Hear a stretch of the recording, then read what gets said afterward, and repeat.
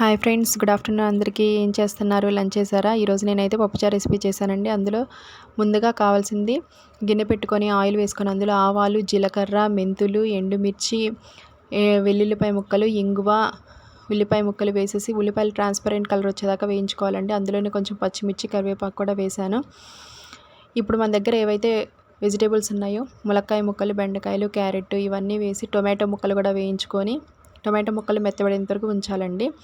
అందులోని కొంచెం పసుపు, కల్లుప్పు వేసి మెత్తగా టొమాటో ముక్కలు మెత్తగా అయ్యేంత వరకు మూత పెట్టేసుకొని ఉంచుకోవాలి.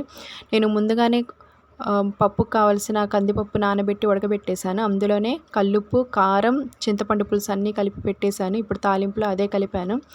ఇప్పుడు 15 మినిట్స్కి బాగా పప్పుచారు పొంగు పట్టి మరుగుతూ ఉంటుంది. 15 మినిట్స్ తర్వాత మూత తీస్తే మరుగుతూ ఉంటుంది. మనకి పొంగిపోకుండా చూసుకోండి, పొంగులోని టేస్ట్ అంతా ఉంటుంది.